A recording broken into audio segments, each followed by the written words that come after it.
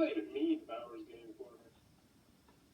Ahoy there, YouTube! I'm back here today for another game review. Today I'm very excited to be checking out the Spare Time Bowling game from Binary Arts. This is for ages 8+. It's for 1+ players. It'll take, I don't know, about 10, 15, 20 minutes to play. And in the Spare Time Bowling game, this is another one of those games where you're going to be rolling dice, trying to knock down pins, and they try to recreate bowling, but in a dice format. There are tons and tons and tons of games like this on the market. Does this do anything to set itself apart from all those other games? Let's open it up, and I'll tell you what I think. But before we do that, I want to give a big shout out to Scott, who supported our Kickstarter to help us send us to Gen Con in Essen. Thank you very much, Scott. And he wanted me to say, hail to Pitt, the University of Pittsburgh. Let's open this one up. Alright then, we're going to take a look at what you're going to get inside of Spare Time Bowling Game. First and foremost, we have a handy dandy rule sheet. It's a one-page, double-sided. It's got some illustrations, examples, and it's well done. It's pretty well done. I have seen bowling games that did a better job of explaining the scoring, but still, I think it's a pretty well done rule sheet that should have you up and running relatively smoothly, especially if you've ever really bowled in real life before.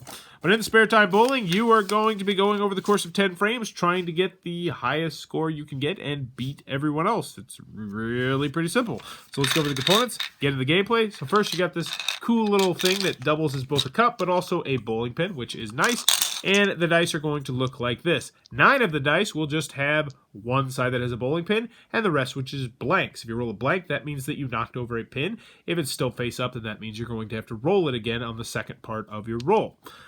There's one dice, however, which has a pin and a split, this circle here, which means that this counts as a pin only if you have at least one other dice up. So in this scenario, this would count as 2 pins. However, in this scenario, it would count as nothing because you wouldn't have any other pins up. But let's just go ahead and show you exactly how it works. So I rolled it for the first time. That would be a 9, but I would get to roll this to see if, let's scoop that down.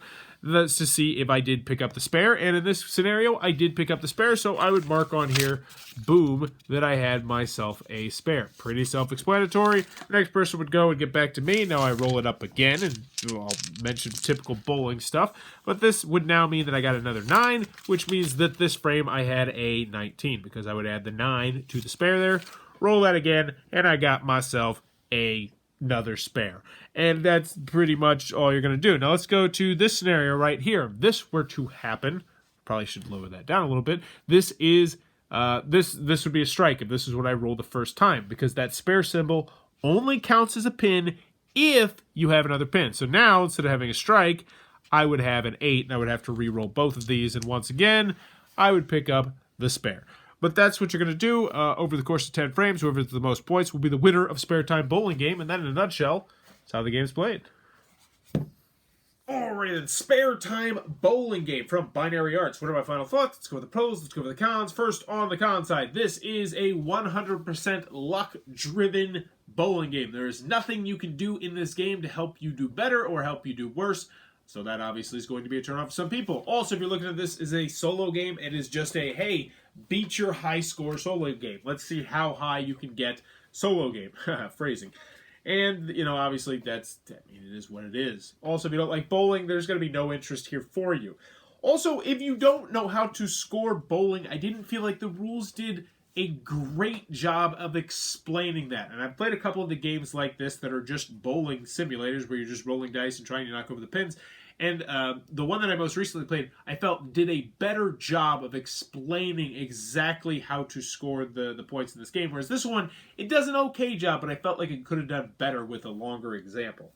You know, that's a minor nitpick. Any other cons I have of the game?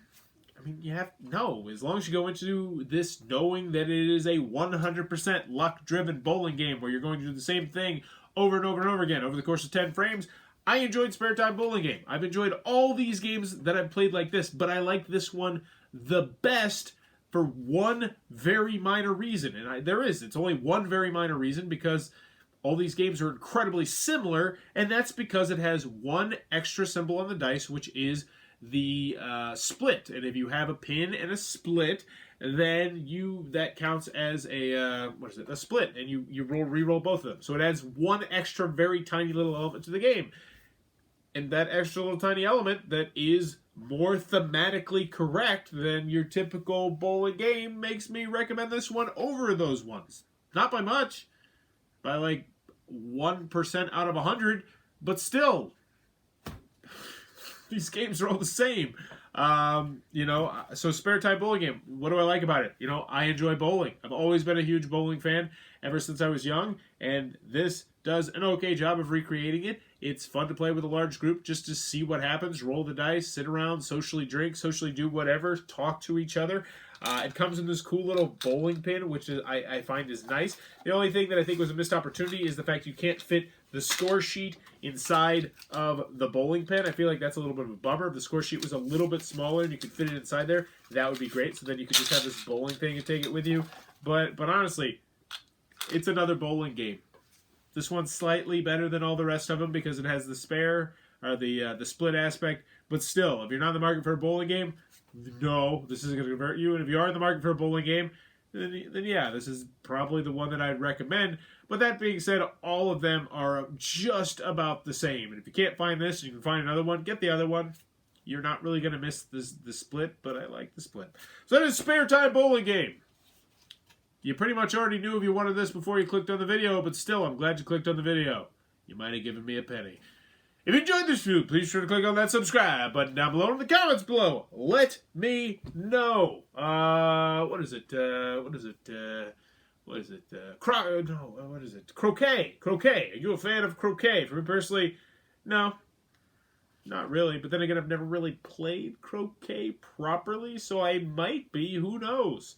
Let me know in the comments below, though. Croquet, yay or nay? And as always, thanks for your time, YouTube.